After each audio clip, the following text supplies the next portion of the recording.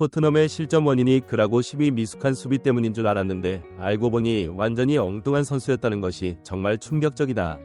BBC 축구 전문 분석 방송인 매치 해제 더데는는 이날 토트넘과 풀럼과의 경기에서 일방적으로 난타당하는 토트넘의 수비진에 대해 문제가 있다고 분석했습니다. 이 방송을 접한 일부 팬들은 포스테코글루 감독의 수비 전술에 문제가 많다고 목소리를 높이며 특히 3번이 실점의 판터펜을 대신해 들어온 그라고 사이 모든 실점의 원흉이라고 지적했습니다. 하지만 일부 전문가들은 3번이 실점 장면에 그라고 10에 보이지 않는 실수가 있었던 것은 맞지만 진짜 범인은 그라고 10이 아니라고 반박하면서 토트넘의 모든 문제는 손흥민이라는 팬들을 어리둥절하게 만들고 있습니다. 도대체 어떤 상황인지 풋볼 잡지가 자세히 알아보겠습니다. 토트넘이 자두의 0대 3 패를 당하자 토트넘 팬 커뮤니티는 포스테코글루 감독의 비전술에 문제가 많으므로 당장 경질해야 한다는 목소리까지 터져나오며 커뮤니티가 완전히 난장판이 된 상태입니다. 몇몇 축구 애호가들은 수비 전술 자체가 너무 형편없어 발전을 기대할 수 없다고 목소리를 높이며 손흥민이 잘하면 뭐하냐 저런 식으로 골을 먹으면 답이 없다고 성토하고 있습니다. 이들은 첫 번째 실점 장면에서도 좀 더 적극적으로 상대의 공격을 막아야 했는데 반응 속도가 너무 느리다고 지적하면서 판더팬이었으며 절대 저렇게 상대를 두지 않았을 것이라고 목소리를 높였습니다. 전반전을 1대 0으로는 상태에서 토트넘은 후반전을 맞이했는데 후반전 이은 시간에 동점을 만들어야 했다고 전문가들은 지적하면서 영국 매체들이 주목하고 있지 않지만 결정적 기회를 손흥민이 만들었는데 이것이 들어갔다면 경기 양상이 완전히 달라졌을 텐데 이걸 쿨루셉스키 놓친다고 말했습니다. 후반 47분경 왼쪽에서 존슨이 짧은 크로스를 올리고 이것을 손흥민이 헤딩으로 골문 쪽으로 돌려놓지만 아쉽게 반대쪽에 아무도 없어 기회가 무산됩니다. 이 장면을 본 일부 전문가들은 기점 패스는 손흥민으로 시작한다. 자두가 손흥민을 집중적으로 맞기 때문에 손흥민은 아래쪽으로 내려와 메디슨에 패스하고 공간으로 침투하며 상대 수비수를 끌고 들어간다.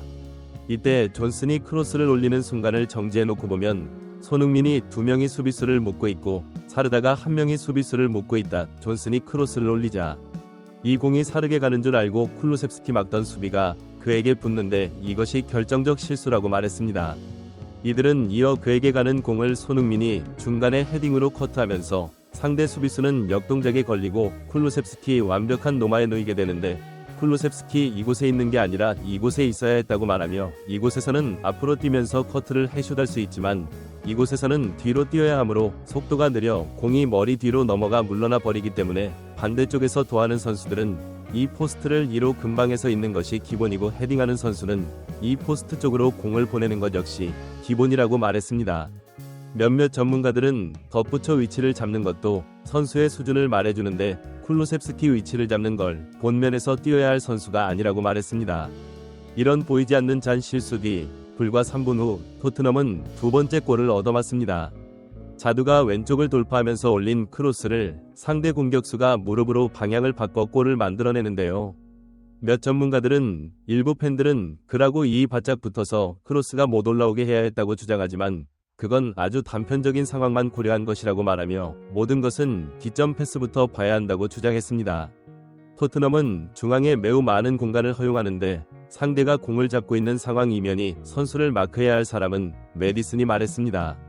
이들은 이어 빈 곳에 혼자 서 있는 곳에 여지없이 자두는 패스를 넣고 이 한 번의 패스로 오른쪽이 완전히 열리면서 자두의 오른쪽 백이 오버래핑을 시도하며 토트넘의 오른쪽 지역에서 수적 우세해져 간다고 말했습니다. 토트넘의 우도 기러기 아빠 오는데 그냥 두고 본다는 것이라고 말하면서 예측 수비를 하지 못하고 한 박자씩 넣는데 앞에서도 말했지만 드디어 구사는 리그가 바뀌고 팀과 동료들이 바뀌었기 때문에 그건 역시 감안하고 봐야 하지만 충격적인 것은 바로 비수만 알고 지적했습니다. 이 장면에서 비수나 토트넘의 공간으로 뛰는 이 선수를 막아야 했는데 완전히 놓친다고 말하면서 크로스가 올라오지 못하도록 들이고서 한 박자 빠르게 움직여 더 바짝 붙어야 했지만 비수만이 선수를 완벽하게 놓쳐 노마크 허용하면서 골이 들어간 것이라고 말했습니다. 또 다른 전문가들은 다른 각도에서 보면 더욱 확실하게 알 수 있는데 우도 이야기 후에 그라고 이 빠르게 따라 붙여야 하는데 한 박자 늦었고 그라고 신스 위 앞으로 튀어나갈 때 선수가 완전히 노마크 놓이는데 여기에 있는 비수만이 선수를 바짝 붙어서 막아야 했지만 그냥 놓쳐버려 골이 터진 것이라고 말했습니다. 두 번째 골을 실점한 이후 불과 10분 후인 61분경 상대 세트피스 공격 시에 문전 혼전 상황에서 골을 또 먹어 0대3이 됩니다. 장면에 대해 일부 팬들은 헤딩에 취약한 메디슨이 왜 상대 선수를 마크하느냐고 말하며 저 따위 부조화를 하는 포스테코글루 정신 나간 전술이 큰 문제라고 맹비난을 퍼부었습니다. 하지만 몇몇 전문가들은 자두에서 있는 걸 보면 골문 앞에 일부가 있고 정작 헤딩하는 선수는 뒤쪽에서 있는데 일부 팬들의 주장대로라면 헤딩이 가장 좋고 수비력이 가장 좋은 로메로가 골문 근방을 지키지 않고 이곳으로 나와서 막아야 한다는 건데 이건 더욱 자살행위라고 말하며 골문 근처는 전문 수비수들이 있어야 하는 공간이고 이곳은 공격수들이 막아야 하는 게 정석이며 이런 문제는 토트넘 가지는 것이 아니다. 모든 팀이 안고 있는 문제라고 말했습니다. 이들은 이어하지만 문제는 헤딩 후 세컨드 볼을 다룰 때 상대의 슈팅이 이어지는 이 순간의 반대쪽에 있는 토트넘 선수들이 공간을 커버하기 위해 적극적으로 움직여야 했는데 그냥 쳐다본 보고 있다고 말하며 손흥민이 왜 경기 후 인터뷰에서 스스로 거울을 보고 반성하라는 말을 했는지 이해할 수 있는 대목이라고 지적해 많은 팬의 큰 공감을 얻었습니다.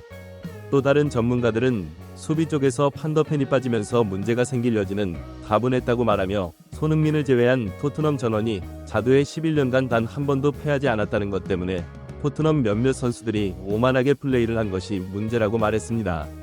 그들은 이어 강팀을 만나면 메디슨, 존슨, 쿨루셉스키 등은 자신들의 실력으로는 골을 넣지 못한고 생각해 손흥민에게 패스하고 많이 의존하지만 자신들이 생각할 때 자두가 울버햄프턴, 럼, 토트넘 다 리그 순위가 낮은 팀을 만나면 이번 경기처럼 자신들이 골을 넣고 공격 스탯을 쌓아 스타가 되려고 한다. 이런 현상이 일어나는 이유는 손흥민 때문이라고 주장해 많은 팬을 어리둥절하게 만들었는데요.